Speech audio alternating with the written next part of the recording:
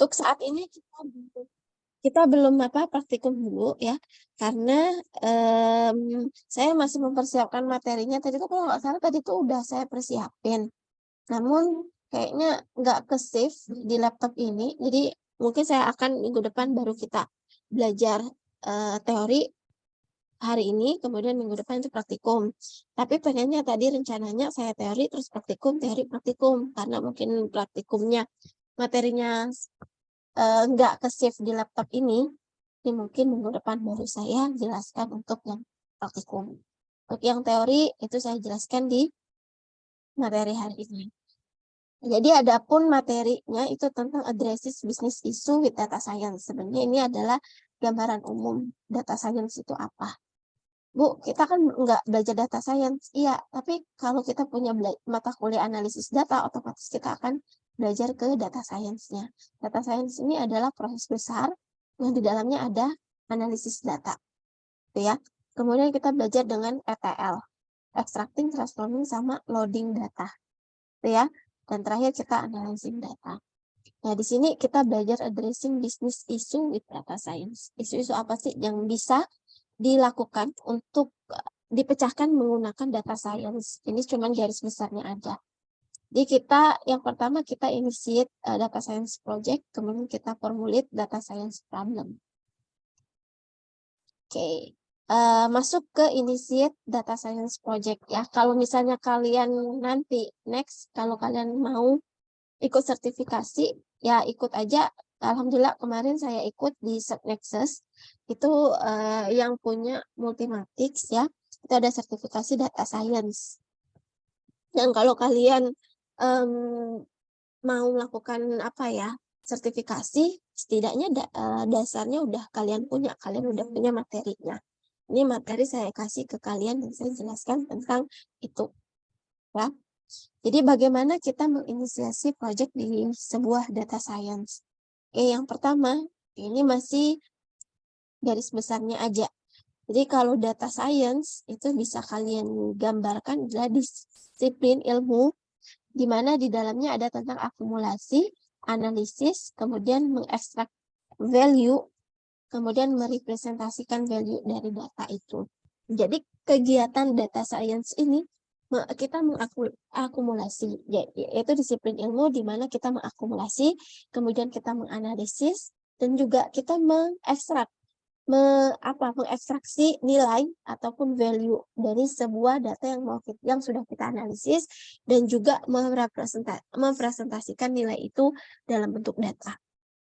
Oke, tapi kalau misalnya untuk di mata kuliah kita cukup sampai sini aja.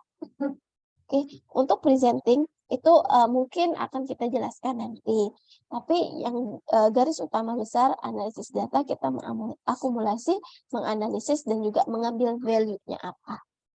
Jadi di data science ya, itu bukan merupakan kegiatan yang single, tapi dia tuh proses. Yang satu proses ke proses lain itu saling berkaitan. Ya. Dan biasanya data science ini bisa dikerjakan seperti data collection, data analysis, data mining, data wrangling. Data wrangling itu kayak data ngumpulin data ya, kayak bercabang-cabang, kemudian data presentation, machine learning, sama deep learning. Nah, ini udah dalam nih materinya. Ya, di sini ya kita adapun bentuk dari kegiatan data science ini banyak yang dikerjain. Nah, kita akan melakukan yang ini sama yang ini dalamnya. Tapi yang ini nggak terlalu dalam kita jelaskan. Kalau yang ini kita nanti akan tentang mengekstrak value dari data mining. Ya, itu yang akan kita lakukan. Kemudian ada yang namanya design thinking, pendekatan desain adalah sebuah pendekatan di mana kita mengenerate bisnis idea atau ide ya, ide bisnis yang dimana dia berfokus pada kebutuhan manusia dan juga inovasi. Ya, jadi kita tuh di dalam, karena kita tuh belajar data analisis, Tapi di dalam data analisis kan cuma setengah tuh kita belajar. Dari misalnya ada 5, data analisisnya ada 3. Sisanya itu misalnya data mining ataupun tasknya yang lain, data presentation atau machine learning. Nah, ini yang 3 ini walaupun dia cuma 3 prosesnya, tapi dia nanti secara keseluruhan itu kita bisa sebut sebagai data science, ya. Dan yang kita gunakan sebagai proses dalam kita melakukan proses bisnis, ya. Jadi misalnya dalam sebuah perusahaan, kita mau tahu nih strategi marketing apa yang akan dipakai dalam sebuah perusahaan berdasarkan pembelian dari sebuah customer, customer lah pokoknya ya. Apakah kita nanti minggu depan akan menerapkan diskon atau gimana? Nah, itu kita ambil data-data berdasarkan pembelian yang ada di dalam market kita ya, dalam marketing kita. Gitu. Jadi dari situ, dari data-data itu kita analisis apakah layak atau enggak kita melakukan bisnis strategi marketing lainnya, seperti misalnya kita memberi diskon, ataukah kita memberikan buy one get one, atau kan kita ada promo-promo khusus lainnya. Nah, itu harus dianalisis pakai data science, ya, menggunakan data science. Tapi di sini menganalisis data itu merupakan proses dari data science. Jadi data science itu tuh di dalamnya ada analisis data yang dimana kita menganalisis dari satu variabel ke variabel lainnya supaya kita dapat insight di dalamnya. Ya, jadi pendekatan itu atau design thinking kita ialah kita mencoba untuk fokus terhadap kebutuhan manusia dan juga inovasi. Nah, kemudian ada juga project scope. Project scope, kalau kalian sudah belajar dengan MPSI ataupun mata kuliah project ya, project lainnya, scope itu adalah batasan atau lingkup. Jadi kita harus tahu batasan dalam sebuah project. Nah, apa saja komponen dari data science project scope ya? Kita belajar secara garis besar data science-nya. Karena di dalamnya ada data analitik ya. Setidaknya kalian udah tahu di data science secara garis besar. Software dan hardware, resource, sumber daya, software dan juga hardware. Kemudian praktisi, stakeholder, dan pemangku kepentingan lainnya. Proses dan juga prosedur. Kemudian measures of success. Apa tuh pengukuran dari kesuksesan. Itu juga merupakan scope dari sebuah project yang akan kita buat. Kemudian timelines dan juga deliverable. Timeline-nya sesuai dengan enggak apa yang kita estimasi atau enggak. Ya, jangan sampai kita mengestimasi 3 bulan, ternyata proyek itu berlangsung 6 bulan. Ya, jangan sampai keluar dari scope yang udah kita buat sebelumnya. Kemudian deliverable. Kalau deliverable itu adalah sebuah product of project. Produknya apa? Apakah berupa sebuah kebijakan? Apakah sebuah insight yang berdampak pada kebijakan oleh manajemen level paling atas atau bagaimana? Itu untuk project scope.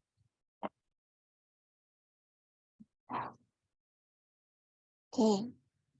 Kemudian ada project specification dan juga objective. Tujuannya apa? Jadi adapun komponen yang ada di dalam data science yang bagian project specification adalah deskripsi projectnya. Tujuannya apa? Kita melaksanakan data science project ini. Kemudian KPI atau Key Performance Indicator. Nya apa? Available datanya di mana? Kita dapat data itu dari mana? Kemudian kita menganalisis metode-metode yang tepat yang kita gunakan berdasarkan data yang diberikan. Kemudian kita men-testing method apakah emang memiliki akurasi yang baik dan memiliki nilai value yang dapat kita jadikan acuan dalam membuat kebijakan nantinya. Terakhir deployment atau penyebaran dan juga maintenance. Oke, itu adalah komponen yang ada di dalam project specification. Oke, ini project timeline ya, pasti ya. Kalau di dalam sebuah project itu ada yang namanya starting point dan juga end point atau finishing point. Jangan sampai semua project yang udah kita bangun itu enggak sesuai dengan aktivitas yang kita rencanakan. Jadi sesuaikanlah dengan aktivitas-aktivitas itu kira-kira yang mana step yang paling menghabiskan waktu, itu kalian spesifikkan datanya, date-nya atau waktunya agar semua itu berjalan sesuai dengan timeline. Tuh. Ini nanti ya, nanti ketika akhir proyek kita di pertemuan 18 atau 19, itu saya akan berikan kalian proyek. Ya, nah proyek ini ya kita harus sesuaikan dengan waktu yang sudah saya berikan. Ya.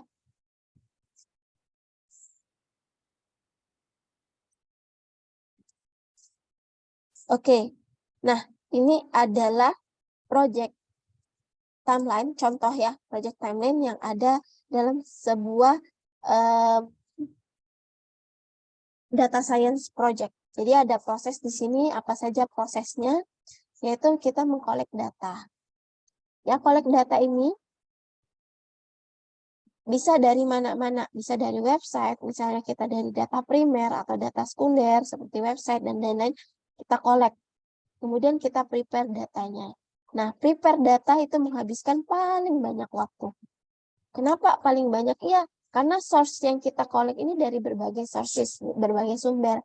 Banyak misalnya datanya hilang atau satu variabel, misalnya ada yang datanya hilang. Bagaimana kita menghandle missing value itu? Kemudian misalnya apa namanya? Misalnya untuk tinggi badan dari satu data dia pakai sentimeter, yang lain pakai meter. Nah, kita harus sesuaikan itu data-datanya ya. Jangan sampai nanti ketika kita sudah masuk analisis, ternyata data yang dipersiapkan itu belum bersih. Ya, belum sepenuhnya bisa dibersihkan. Sehingga ini berpengaruh ke hasil dari analisis datanya. Gitu ya. Nah, kita belajar sampai sini aja. Ini training, planning, sama model ini kita belajar nanti di data mining. Ketika kita sudah tahu model-model apa yang akan kita gunakan, apply. Kita sampai analisis data aja. Ya. Nah, kemudian apa lagi nih? Handle missing value, kemudian redundancy, itu di prepare data semua. Oke. Kemudian di analisis data. Analisis data itu lebih banyak kita akan bermain dengan statistika. Ya, kita mendapatkan insight kira-kira dari variabel yang udah kita bersihkan ini mana yang memiliki nilai yang paling besar. Itu kita bisa korelasinya yang paling tinggi. Jadi ketika dia tidak memiliki korelasi yang rendah korelasinya, itu kita bisa buang, oke? Ataupun kita bisa abaikan. Nah, nanti itu berpengaruh enggak nanti ke hasil di data miningnya itu nanti. Itu enggak kita pelajari di mata kuliah ini. Mungkin di mata kuliah semester atas. Semester 7 atau semester 8 saya lupa. Gitu ya. Jadi kita sampai ke dini aja. Kolek data dan lain. Dan sampai analisis data. Oke. Nah, di project deliverable. Oke. Ini sebenarnya kalau misalnya udah masuk ke data science ya, data miningnya. Ada nih, ada luaran ataupun hasil output dari sebuah project di data science. Apa itu luarannya? Yang tadi itu bisa decision making model ataupun aplikasi. Itu merupakan sebuah luaran atau deliverable sebuah project. Misalnya dari sebuah data hasil pemasaran di sebuah minimarket, misalnya di minimarket A. Kira-kira produk mana yang paling terjual paling tinggi? Oke, dari situ mungkin decision making oleh level manajemen ya. Dalam hal ini siapa nih? Manajer ya. Manajer bagian strategi itu bisa membuat strategi marketing nih. Dia bisa melakukan bundle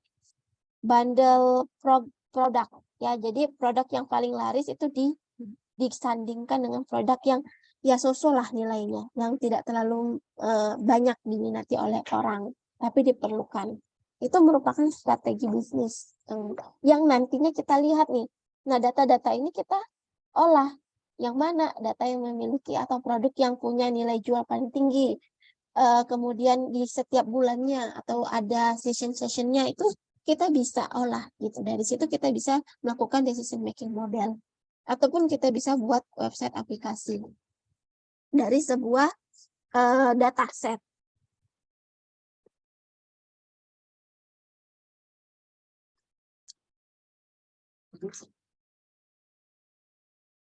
Itu ya.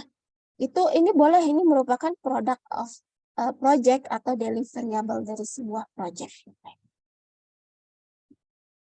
Atau bisa melakukan rekomendasi sistem. Itu boleh. Dan itu diharapkan dari sebuah ruang lingkup di data science project.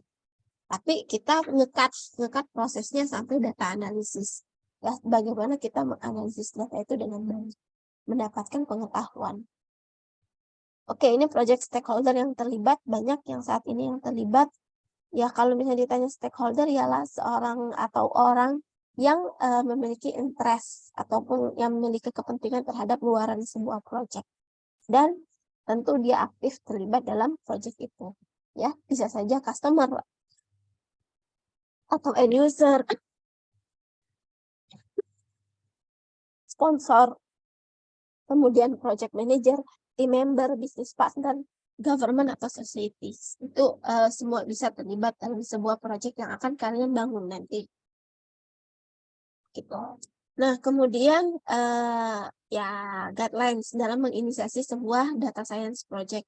Kita mengidentifikasi dan juga kita bertemu kepada semua stakeholder dan istilahnya kita menyamakan persepsi di sini ya kepada stakeholder sebelum kita mau membuat sebuah project data science. Kemudian kita mengidentifikasi sesegera mungkin pertanyaan-pertanyaan yang akan muncul nantinya dalam sebuah project dan itu akan membutuhkan sebuah jawaban. Tentu kita memikirkan pertanyaan itu dan juga jawabannya apa. Kemudian determine all sources where data will be coming from and all receivers of data. Jadi kita menentukan semua sumber di mana data itu berasal. Oke, itu dari mana kita pengennya data itu tuh semuanya valid. Data yang kita masukkan itu semuanya valid, sumbernya jelas. Jangan abal-abal. Itu ya.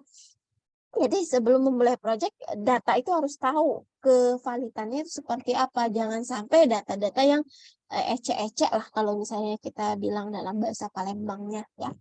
Kemudian keep in mind that communication is just as important as raw result analysis. Jadi kita bisa pikirkan bahwa komunikasi itu salah satu faktor penting terhadap hasil dan juga analisis. Jadi dalam sebuah proyek itu kan namanya tim ya. Kita bekerja dalam sebuah proyek ada timnya. Komunikasi antar tim menyamakan persepsi itu harus penting. Supaya berdampak pada hasil dan juga analisis yang akan kita buat. Kemudian be ready to adapt a project when data change become unavailable or is unsuitable to answer the question asked. Jadi kita harus pintar adaptasi ketika ada perubahan-perubahan data atau datanya menjadi unavailable atau nggak cocok terhadap jawaban dari pertanyaan yang kita mau jawab. Itu kita harus pintar beradaptasi di sini. Perubahan-perubahan itu pasti akan terjadi nantinya di tengah ataupun selama proyek itu berlangsung. Ya, understand how long the conclusion will be need and how often they will need to be performed. Ya, jadi kita mengerti, memahami berapa lama kesimpulan itu dibutuhkan, diperlukan, dan seberapa sering kita membutuhkan they will need to be performed. Jadi seberapa sering mereka akan membutuhkan performance ya yang mau ditampilkan ke para stakeholder gitu. Nah, ini adalah sampai di consider mix data science, engineer, operational talent itu merupakan kolaborasi yang terjadi ketika kita punya data science project. Untuk inisiasi data science project itu udah, jadi sebagai insight tambahan untuk kalian aja, bahwa dalam menginisialisasi sebuah data science project itu hal-hal yang banyak diperlukan seperti ini. Ya, ini adalah hal-hal yang diperlukan dalam menginisialisasi data science project.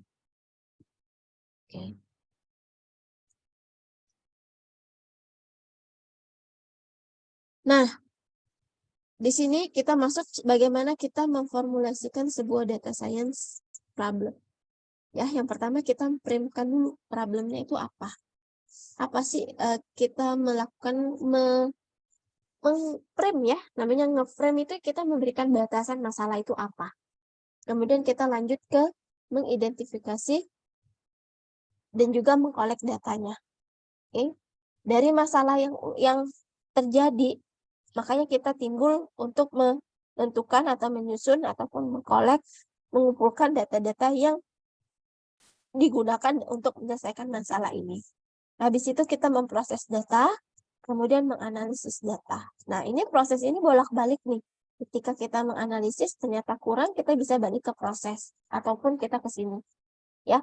Terus ada train model dan juga final project. Nah, train model sebenarnya ini adalah proses di data mining. Ini merupakan juga bolak-balik arusnya. Ketika kita melihat hasil akurasinya kurang, maka kita bisa melakukan balik lagi ke proses data. Apa data yang masih perlu kita proses lagi? Insight apa yang perlu kita analisis? Tuh. Sampai kita mendapatkan model yang kita inginkan sesuai dengan misalnya kan kalau masalah akurasi, ya akurasinya yang tinggi lah pastinya.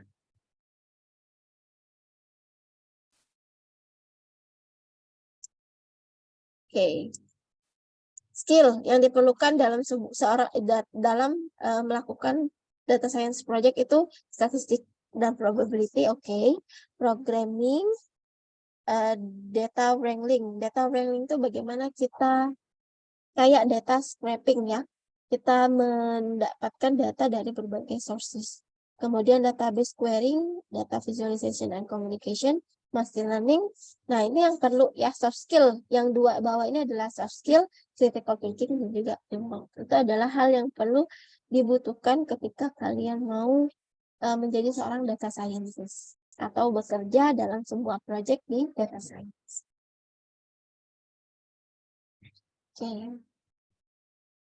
Pertama kita menemukan problem formulation. Ya, framing problem ya. Kita memformulasikan masalahnya dulu. Jadi itu adalah merupakan proses dalam mengidentifikasi sebuah isu atau masalah yang seharusnya kita selesaikan dan juga kita meletakkan isu itu dalam bentuk yang mudah dipahami dan juga bisa kita actionkan atau kita bisa eksekusikan. Ya, itu untuk problem formulasinya.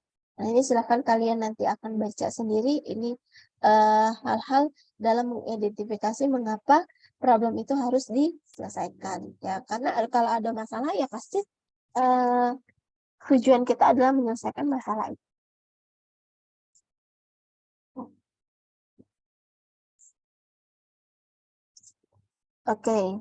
Ini adalah common issue yang kita selesaikan menggunakan data science.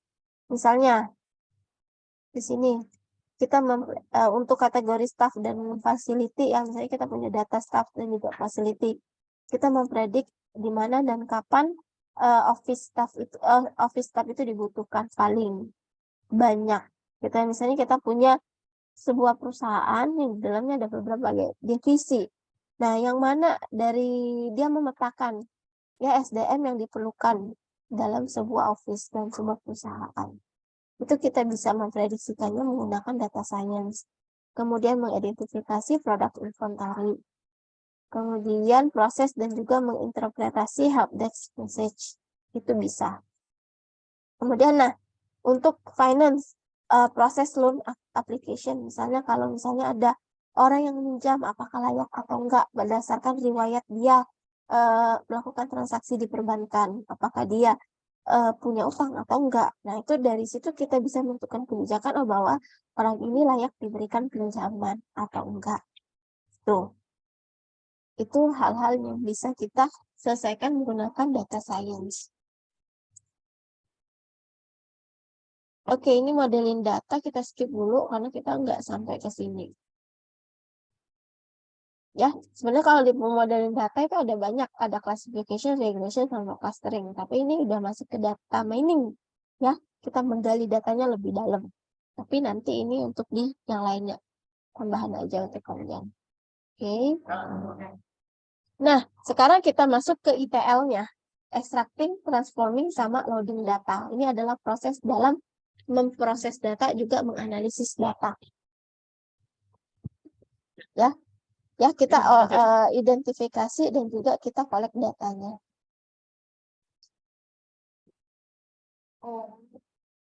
Seperti yang kalian tahu, kita bermain dengan yang namanya dataset. Kalau nggak ada dataset, kita nggak bisa melakukan analisis data.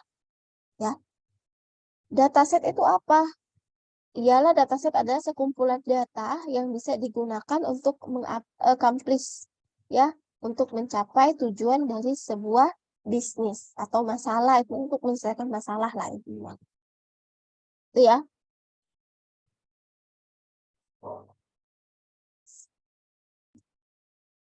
Oke, contoh dataset. Misalnya dataset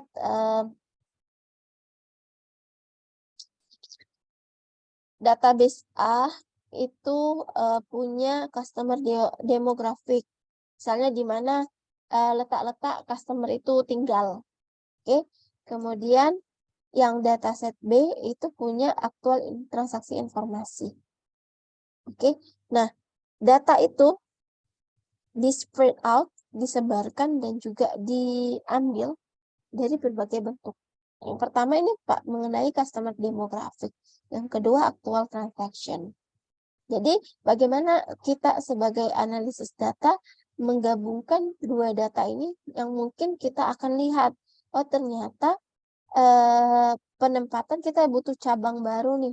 Misalnya di Kecamatan Ilir Barat 2.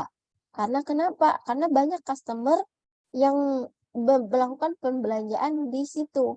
Padahal di situ kan nggak ada cabangnya. Oh, mungkin efektifnya para investor ataupun yang level tinggi lah ya, atau CEO-nya itu memikirkan untuk membuka cabang baru yang mungkin akan untuk melakukan penyebaran supaya produk yang dia jual itu dibeli secara menyeluruh. Oke, nggak ke satu tempat aja, jadi tersebar. Jadi melakukan ekspansi lah istilahnya. Nah, di dalam data itu ada 3. Ada structure, ada unstructured, ada juga semi-structure. Data itu ada 3 jenis. Ya, kalau structure itu udah terstruktur. Contohnya itu adalah spreadsheet, Excel, CSV, itu udah terstruktur datanya. Kalau unstruktur, dia contohnya image, gambar, video, atau textual content. Nah, itu termasuk unstructured. Kemudian yang terakhir itu semi-structure. Semi-structure itu paling banyak nih. Dia merupakan gabungan antara structure dan juga unstructured. Contohnya itu file XML dan juga JSON dokumen. Dia sebenarnya ada strukturnya, tapi dia tidak terstruktur. Makanya disebut semi-structure. Tapi dia tuh nggak per-query. Dia tuh ada strukturnya, tapi dia nggak per-query. Kayak dia semi-structure. Ini tuh banyak nih. Biasanya kalian mau ngambil data Alibaba, penjualan yang ada di Alibaba. Biasanya mereka memberikan data berupa JSON dokumen. Ya, kalian tinggal analisis aja di sana. Nah, ini merupakan contoh dari sebuah dataset. Ya. Dalam sebuah data itu punya yang namanya variabel dan juga nilai. Ya. Kalau di dalam satu baris ini itu kita sebut sebagai datanya. Ya. Kalau datanya banyak itu kita sebut dataset. Nah, di dalam sebuah dataset ini pasti memiliki yang namanya variabel. Ini merupakan variabel. Ya, ada user ID, ada age, umur, ada job, kerjaan, kemudian status pernikahan, education, ya, dan lain-lain. Mereka tuh punya informasi masing-masing di setiap variabelnya. Kemudian nilai dari variabel itu. Apakah misalnya satu customer di satu data nih, marital statusnya apakah married atau single atau divorce gitu. Itu merupakan value yang ada di dalam data. Kalian harus kenal dulu. Nah, ini contoh adalah open dataset yang bisa kalian gunakan dalam sebuah project data science ya. Kita bisa pakai UCI ya. Ini berasal dari University of California, Irvine. Dia adalah machine learning repository di UCI atau di Kaggle ya. Kalau kalian familiar, Kaggle itu tempat dataset. Kalau misalnya kita mau mencoba untuk menganalisis sebuah data, atau AWS ya, Amazon Web Server. Kemudian di Microsoft itu open data semua atau open ML, open machine learning di Open Media Library. Kemudian ya ini government repository. Kalau misalnya di Indonesia itu ada juga, kalau nggak salah satu data itu bisa kalian akses apakah datanya itu lengkap atau enggak. Nah, tapi kalau yang ini nih di UK, di Kanada, itu India ya kalau nggak salah itu datanya itu sudah bisa diakses untuk semua orang, open dataset. Ada yang nggak private dataset ataupun closed dataset itu dia tidak disebarluaskan ke semua orang ya, jadi hanya untuk ke dirinya sendiri aja, tidak untuk disebarkan ke yang lain dalam tujuan penelitian atau pendidikan.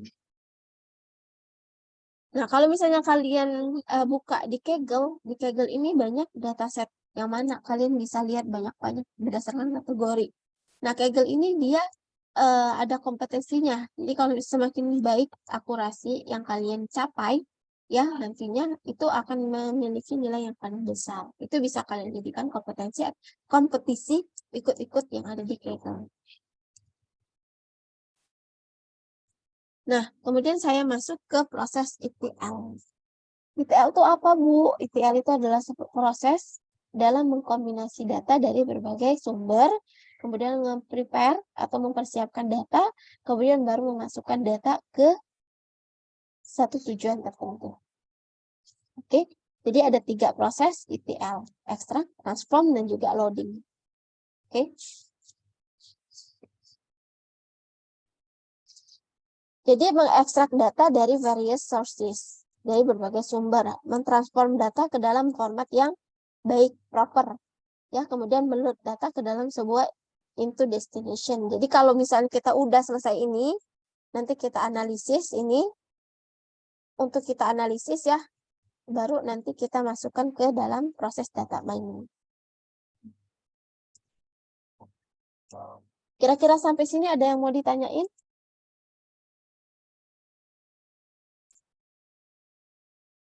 Ada?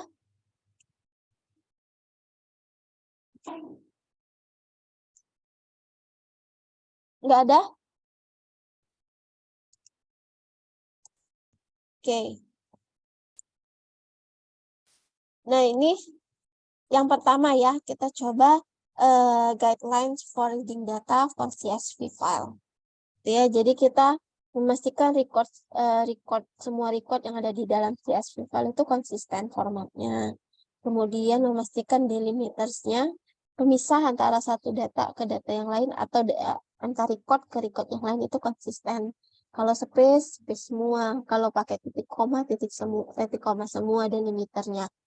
Kemudian kita memastikan bahwa kolom headernya atau row-nya mengidentifikasi part secara benar. Ya, kalau misalnya di atas itu variabel, nama-nama variabel, dan tiap row itu punya value di setiap variabelnya. Oke, kemudian memastikan komen atau baris yang tidak kita inginkan itu nggak dibaca dalam sebuah data, dan itu mungkin akan berpengaruh ke dalam proses analisis kita nantinya. Jadi kita memastikan bahwa data-data yang akan kita masukkan itu formatnya konsisten ya dalam membaca sebuah data. Oke, kita masuk ke dalam transform data ya. Dalam proses transform data itu masuk ke proses data ya. Proses data itu apa? Transform data itu berasal dari proses yang berasal setelah dari proses ekstraksi. Proses ekstraksi tadi tuh kita menggabungkan ya seluruh resources yang kita dapatkan, dataset yang udah kita dapatkan, dan kita memastikan bahwa format datanya itu konsisten. Itu aja cuman proses di ekstraksi. Oke, kemudian kita masuk ke proses transformasi. Oke, apa yang kita lakukan pada proses ini? Yang terlibat adalah mengubah data dalam berbagai bentuk. Ya, tergantung kebutuhan kita. Ya, transformasinya apa? Nah, yang kita lakukan itu kita bisa melakukan data preparing sama data cleaning. Oke. Data preparing itu apa? Oke, kita coba reformasi atau mentransformasi sebuah data itu menjadi lebih efektif. Ya. Itu kita coba misalnya ya, saya gambarkan. Misalnya dalam sebuah kategori, dalam pengkategorian makanan. Ya, kalau kita buat berdasarkan produk itu akan banyak, akan nggak efisien. Itu akan terpencar-pencar, misalnya merek ini biskuit ya, biskuit misalnya ataupun wafer. Itu punya kategorinya masing-masing nanti kan. Nah, kalau misalnya kita gabungkan ke dalam misalnya makanan ringan, itu mungkin akan berdampak yang lebih baik ke hasilnya nanti karena lebih efektif. Kategorinya nggak terlalu banyak dan nilainya nggak terlalu dikit-dikit. Kalau misalnya kita cuma pisahkan wafer, isinya ada 2 record yang wafer, kemudian biskuit ada 5. Tapi kalau kita gabungkan wafer dan biskuit itu ke dalam makanan ringan, kategori makanan ringan, jadi dia berisi 7 record makanan ringan. Dan sisanya dia akan memperbesar datanya. Jadi dia lebih efektif, enggak terpencar-pencar. Sehingga kita menganalisisnya enak. Oh, bagian makanan ringan. Ternyata itu lebih laris dibandingkan minuman. Itu bisa kita lakukan data preparation kayak gitu. Oke. Kemudian data cleaning. Ya, data cleaning itu kita coba melakukan misalnya kalau ada yang tidak akurat datanya. Kemudian bisa disebabkan karena human error atau missing value atau yang lainnya, kita melakukan yang namanya data cleaning atau ada problem dari datanya. Ya. Bisa jadi duplicate data itu kita hapus salah satu. Kemudian format data yang poor, yang jelek itu bisa kita selesaikan atau korup datanya. Ya, kalau misalnya datanya korup ya kita remove aja. Kita cari data yang lain. Jangan sampai kita udah mau masuk proses ke loading, tapi hasil transform kita nggak bagus. Jadi setiap step itu harus bagus. Oke. Itu kemudian preparation can be automated, so clean up can be repeated. Jadi kita bisa data cleaning ini bisa kita lakukan berulang-ulang, memastikan bahwa semua data itu dilakukan dengan baik. Nah, ini yang perlu harus kalian pahami bahwa dari tadi kan kalau dataset kan ada 3 jenis ya. Ada structure, unstructure, sama semi. Kita lihat dulu apakah data itu termasuk semi ataukah structure ataukah unstructure. Habis itu kita lihat tipe data yang ada di dalam dataset kita. Oke? Ada 3, ada kuantitatif, kualitatif, sama ordinal. Yaitu kalau kalian belajar statistika itu pasti udah belajar, udah tahu ya perbedaan dari kuantitatif, kualitatif, sama ordinal ya. Kalau kuantitatif itu berupa nilai. Jadi bisa juga variabel price, nilai, kemudian tinggi badan, berat badan itu termasuk dari nilai. Kemudian ada kualitatif itu tidak non-ranking kategori color ya. Misalnya merah, kuning, hijau, dan itu bisa kita asosiasikan dari ke bentuk, misalnya merah itu 1, kuning itu 2, dan sebagainya. Yaitu data kualitatif. Ya, setiap data atau setiap jenis data, tipe datanya itu harus punya, kita harus identifikasi dengan benar, sehingga ketika kita mau melakukan preparation atau cleaning data itu prosesnya itu benar. Kemudian ada order data yang terurut ya, grade misalnya. Nilai dari 1 sampai 100 atau yang lain-lain. Kemudian ada tipe data. Ya. Tipe data, kalau misalnya ini kalian belajar programming, tentu ya, itu banyak. Ada integer, ada float, ada string, ada boolean, ada datetime. Itu yang sering digunakan dalam sebuah dataset.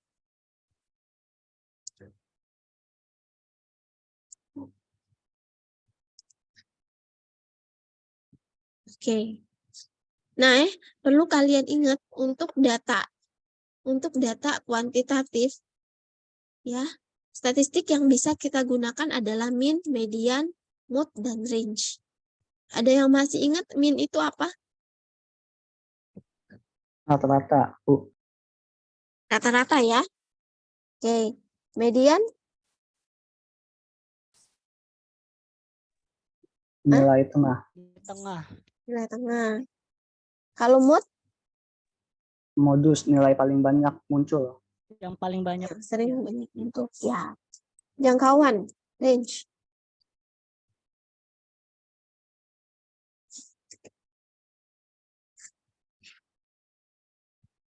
Range itu adalah jangkauan ya. Jadi nilai yang maksimum dikurang nilai minimum. Ya. Nilai yang paling tinggi dikurang nilai yang paling rendah. Ini jangkauannya. Nah, untuk data yang kuantitatif ya, misalnya yang tadi berat badan, tinggi badan, itu bisa dilakukan statistika ini, menghitung ini. Median, mode, kemudian range, sama mean. Dari situ kita bisa menganalisis, oh ternyata berapa orang nih yang di atas rata-rata tinggi badannya. Berapa nilai tengahnya berapa. Dan banyak nih orang tinggi badan berapa, itu bisa kita analisis. Dari situ kita bisa melihat, oh ternyata mahasiswa MI ini orangnya tinggi-tinggi. Mungkin bisa kalian konekkan ke gizinya, apakah makanannya baik atau bagaimana, itu bisa kita lakukan analisis seperti itu. Nah, untuk kualitatif ya, data kategorikal itu hanya bisa dihitung pakai mode atau nilai yang sering muncul, modus. Dia nggak bisa menghitung mean, median, ataupun range, karena dia bukan berupa numerikal. Ya. Kemudian ordinal, yang punya order data ya, yang terurut A, B, C, D, E, F. Ini hanya bisa dihitung nilai median dan juga mode-nya atau nilai yang sering muncul. Jangan data yang numerik itu kalian enggak menghitung semuanya. Insight nanti akan kalian dapatkan tuh apa? Itu ya. Misalnya yang tadi tinggi badan atau golongan darah. Bisa kalian lihat, oh ternyata di ini golongan darah banyak A. Terus kalian koneksikan ke jenis kelamin. Nah, ternyata jenis kelamin sama golongan darah ada korelasi nih. Menentukan bisa jadi jenis kelamin perempuan itu kebanyakan apa. Bisa kayak gitu. Walaupun nanti akan ketemu korelasi antar variabel satu dengan variabel yang lain. Itu ya. Jadi kalau golongan darah itu masuk kuantitatif, kualitatif, atau ordinal?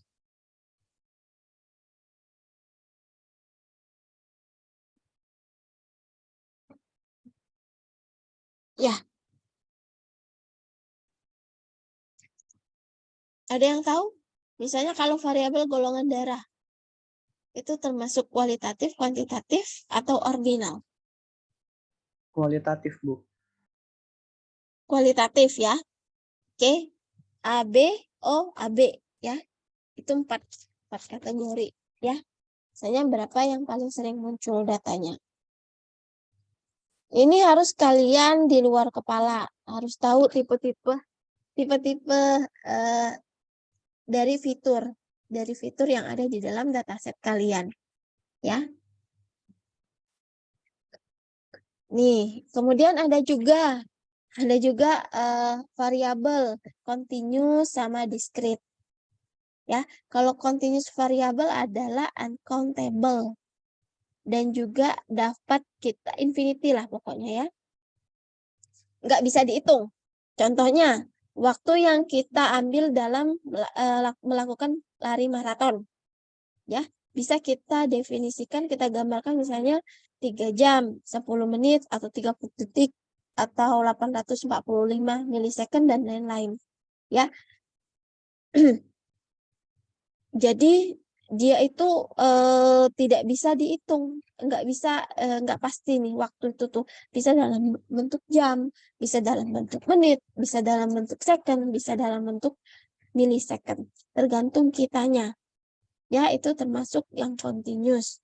Kalau misalnya discrete itu accountable dan juga limited, terbatas. Misalnya waktu dalam menit, ya itu jelas nih. Dalam misalnya 2 menit, 3 menit, nah itu jelas. Tapi kalau misalnya yang ini, waktu yang diperlukan dalam lari maraton, itu kan ada dalam data, misalnya dalam data setnya itu value-nya misalnya 3 jam, ada 10 menit, ada yang berapa itu menit. Nah, itu kita harus samakan. Apakah mau dalam menit, apakah mau dalam jam, itu harus kita samakan nanti ketika datanya seperti itu. Jangan sampai berbeda-beda. Misalnya kita punya data ya, misalnya data orang, ya, misalnya nama orangnya, terus waktu yang diperlukan dalam finish maraton ya, WFM, finish maraton. Misalnya itu finishnya 3. Nah, 3 ini apa? 3 jam, 3 menit, 3 detik, 3 ini kan nggak jelas ya, makanya kita bisa harus konversikan misalnya ke dalam menit gitu ya, atau dalam jam. Jadi kalau misalnya ini semuanya harus sama, semuanya harus konsisten datanya, dalam menit semua. Itu karena data kita nggak tahu data itu akan seperti apa yang kita dapat, apakah benar-benar bersih, apakah masih kotor, dan itu harus kita bersihkan. Yang hal-hal yang kayak gitu berpengaruh pada hasil nantinya. Padahal jarak tempuhnya 50 km. Tapi pas kita analisis 3 menit rata-rata, kan nggak masuk akal ya, nggak make sense. Jadi kita pastikan kita oprek semua dataset yang ada di data yang ada di dalam dataset kita. Variabelnya seperti apa.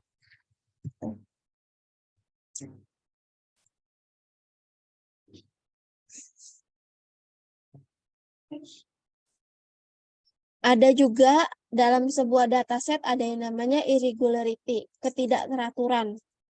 Ya, kita nggak bisa berekspektasi bahwa data kita itu masih bersih, sudah bersih, sudah teratur, udah in a correct atau in a proper format ya.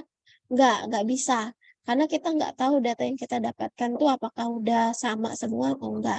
Jadi biasanya tipe-tipe problem yang kita temukan itu datanya korup. Kemudian incorrect format data, duplicate data, placeholder data, kemudian null sama missing data. Nah, biasanya yang paling banyak itu datanya kosong atau datanya hilang. Bagaimana kita menghandle supaya apakah kita hapus, apakah kita isi data-data yang kosong itu. Karena kalau misalnya kita hapus semua datanya, tinggal dikit dong. Analisis data kita nggak maksimal. Karena data yang kita mainkan itu dikit. Semakin banyak data yang kita analisis, maka dia akan pengetahuan di dalamnya itu semakin banyak yang akan kita dapatkan. Tuh. Jadi irregularity itu sering terjadi dalam sebuah dataset. Itu yang harus kita perhatikan, dan ketika data itu irregularity ataupun ada duplicate, ada correct data yang format datanya nggak tepat, ataupun banyak data yang missing, nah itu harus kita pikirkan apakah enak dihapus ataukah kita handle, kita atasi. Bagaimana kita mengidentifikasi korup data ataupun unstable data? Oke, kalau misalnya kalian ada yang pernah bermain dengan dataset yang banyak atau udah punya main-main lah, pokoknya pernah download dataset, ada nggak? Ataupun Excel yang banyak datanya, ada nggak? Pernah sampai ribuan, Kalian Bu. kenapa, Alfayat? Pernah yang sampai ribuan. Ribuan ya? Berapa variabelnya? Kurang tahu sih Bu tepatnya, tapi ada di atas belasan gitu. Di atas belasan ya? Nanti mungkin proyek saya ada berapa dataset, dataset itu kotor. Saya dapat dataset itu kotor. Ada 56 variabel di situ. Ya, row-nya ada 2000 kalau nggak 2600. Mungkin itu tugas kalian nanti coba melakukan preparation data ya. Pertama ekstraksi dulu, kedua baru transform. Transform itu ada data cleaning sama data preparation. Itu yang harus kalian buat. Jika datanya nggak stabil, kemudian banyak format yang nggak sesuai, ataupun kalian terlalu banyak kategori yang mengakibatkan nanti kita menganalisisnya susah, itu kita bisa lakukan itu di data transforming. Nah, kalau misalnya kalian pernah download data, kemudian datanya ada kayak gini, ya. Nah, ini merupakan data yang korup, ya. Masa nilainya kayak gini? Di color, misalnya di variabel color, datanya kayak gini. Nah, itu harus kita apakan, karena kita bukan punya data itu, ya. Ini bisa disebabkan karena sistemnya yang salah. Error sistemnya ketika kita mau mengekstrak data, itu makanya dapat hasil yang kayak gini, ya. Ataupun dalam sebuah codingnya bisa memasukkan gambar ya, padahal itu harusnya color itu memilih atau memasukkan tulisan, tapi ternyata sistem itu bisa masukin gambar, dan ketika usernya iseng dia masukin gambar dan hasilnya kayak gini nih, error kayak gini, ada yang kayak gitu ya. Kemudian ya kalau kayak gini kan enak nih, mudah terlihat kalau misalnya dia datanya dikit. Tapi kalau datanya 14.000, 10.000, ya pusing juga ngelihatnya. Atau kalian bisa pakai find and replace di Excel, itu bisa. Nah, kemudian kolom data tab can be reveal korup data, ya. Misalnya kita punya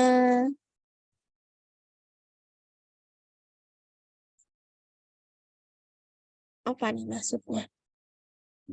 Data frame column contain one type data.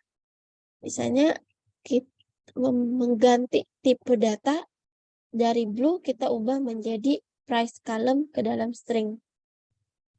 Oh iya. Ya, jangan sampai ya. Jangan sampai kalian mengganti tipe data dalam sebuah dataset. Kalau ya string aja. Kalau price, misalnya price itu merupakan numerik ya. Jangan sampai ada beberapa tipe data itu dia ketika nge-ekstrak tipe datanya string. Jadi nggak bisa kita hitung. Makanya kita harus convert dulu ke dalam bentuk numerik ketika price-nya seperti itu. Kemudian ada korup data yang nggak make sense, yang nggak masuk akal. Misalnya populasi dari sebuah kota itu 5 nilainya. Ya, padahal yang kita pengen itu range datanya sekitar 100.000 sampai 40 juta orang. Jadi dia tuh kayak data yang nggak masuk akal, data pencilan, apakah dia salah orang yang input atau bagaimana, kita kan nggak tahu. Nah, itu harus kita handle. Apakah mau kita hapus, apakah kita mau isi dengan nilai rata-rata populasi. Jadi dia nggak mempengaruhi. Jadi kalau dihapus kan nilai dari data yang mau kita analisis juga hilang, berkurang nilainya. Tuh. Kemudian beberapa korup data itu sulit untuk diidentifikasi.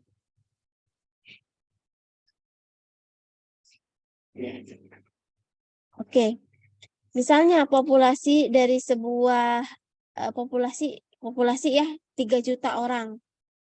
Dia masuk akal, ini termasuk populasi, tapi dalam sebuah city itu enggak masuk akal. Karena kan populasi dari sebuah kota paling banyak lah 500.000. Kotanya kota, kecuali kota besar ya, mungkin make sense. Tapi kalau misalnya kota kecil ya data itu apakah memang dia yang masukin yang salah atau dia keliru memasukkan datanya. Dia pikir ini populasi seluruh dunia misalnya, ataupun sebuah negara. Dia masukin ke sana, padahal yang diminta oleh sistem itu hanya populasi di kotanya aja. Nah, itu bisa kita identifikasi, karena itu akan berpengaruh ya ke hasil.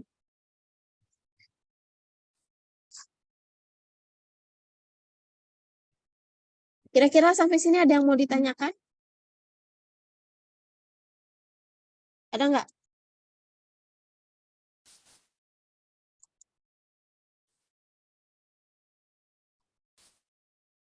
Ada? Nggak ada? Jelas? Oke, nanti minggu depan kita akan belajar coba kita mengekstraksi dan juga melakukan cleaning dari sebuah data set. Oke. Nah, bagaimana kita menghandle sebuah irregular sama unstable data? Ya, ingat bahwa irregular data itu data yang akibat inkonsisten antar record ya, antar record satu ke record yang lain, bukan antar variabel satu dengan variabel yang lain. Ya, misalnya di sini color, di sini price. Ya, jangan kalian compare ini dan ini. Ya pasti dia nggak konsisten. Tapi kalian harus lihat antar record yang ada di column. Itu ya. Correct data with inconsistent column between record before input. Jadi kita memperbaiki data dengan inconsistent column di antara record sebelum kita inputkan. Jadi kita harus memperbaiki datanya dulu yang inkonsisten itu sebelum kita mau masuk ke loading, ya. Nah, kemudian pertimbangkan different way, ya, banyak cara dalam menghandle sebuah data yang irregular. Kita bisa pakai data science tool, kemudian kita pakai ya kita cek, bisa pakai manual ya, cek satu-satu. Kalau saya sih lebih sering pakai manual proses, karena data yang saya handle itu nggak terlalu banyak, paling 10.000, nggak terlalu banyak. Ya kalau jutaan tuh baru. Oke, kemudian kita pertimbangkan juga dalam menghandle unstable data, kita bisa meng-create data yang baru ke dalam datasetnya. Misalnya yang tadi, kita punya di dataset kategori itu ada 200 kategori. 200 kategori dari 1000 data. Itu terlalu banyak, ya.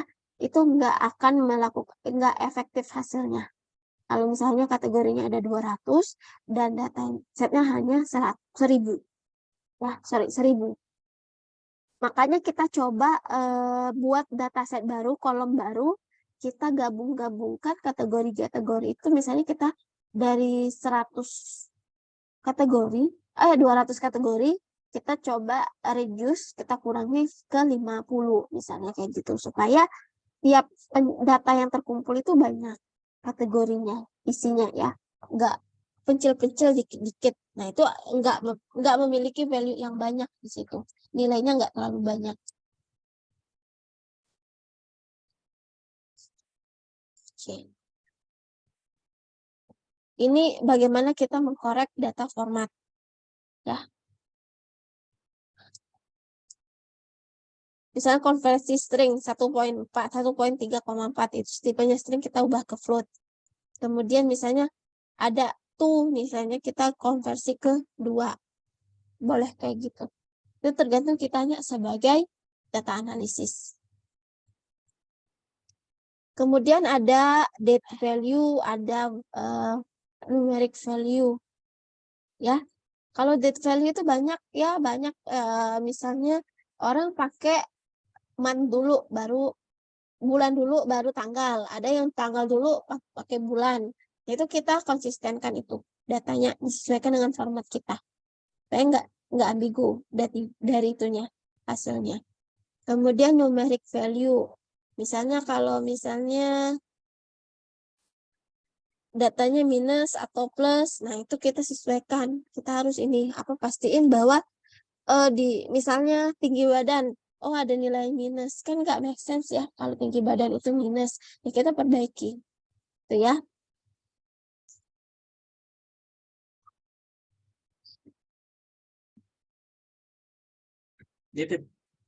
Oke, Pak. Iya, Bu Rika.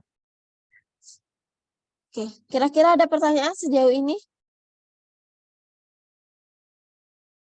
Tidak. Ada pertanyaan?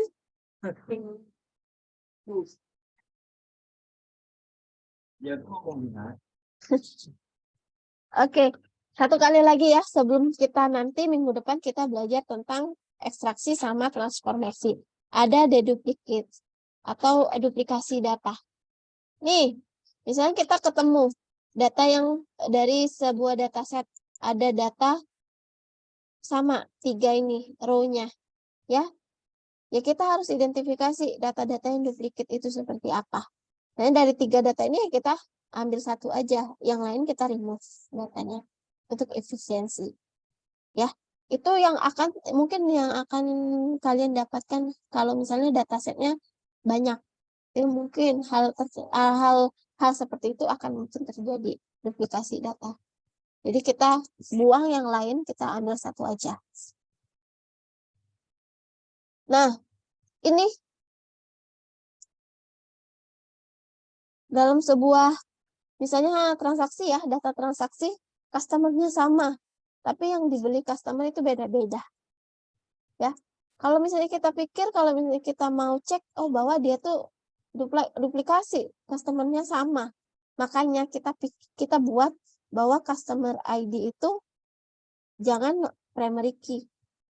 Kalau kita primary key, nanti ini termasuk ke detect duplicate, karena primary key-nya sama. Padahal yang dibelinya beda-beda. Ya, saya dalam sehari dia ke 3 kali toko, ke toko itu 3 kali, jadi 3 struk. Yaitu termasuk pembeliannya yang berbeda-beda, walaupun ID-nya sama. Jadi jangan sampai kalian buat customer ID-nya primary key. Ya, itu sering juga terjadi dalam data transaksi biasanya seperti itu. Jadi harus satu-satu. Misalnya dia beli apa, dalam satu ini kita gariskan. Dari situ kita lebih mudah untuk ngurus datanya.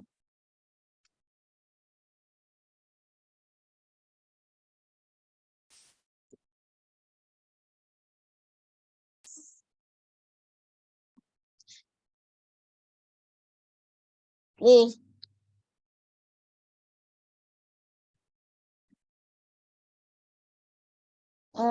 redundant data. Itu juga termasuk time in minute, time in hour itu sama. Mereka itu waktunya sama. Kalau ini dalam menit, kalau ini dalam hour. Ya jadi nggak perlu banyak-banyak. Kalian buang aja yang ini. Tinggal time in minute-nya aja. Karena mereka redundant ya.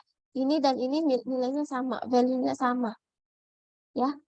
Variabel ini juga sama. Jadi nggak perlu kalian ganti buat 2. Ada yang versi menit, ada versi hour, nggak perlu.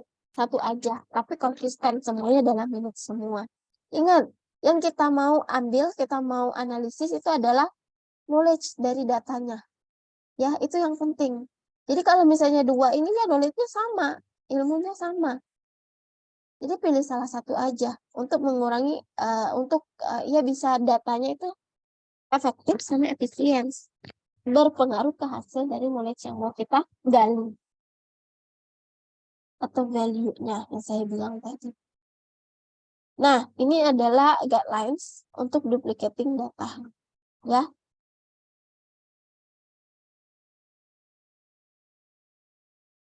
Ingat, harus sistematis dalam melakukan collecting data supaya data itu enggak duplikat terlalu banyak. Itu ya. Kemudian deduplicate, hapus data jika ada value di mana itu digaransikan unik dalam sebuah data record. Kita hapus aja datanya.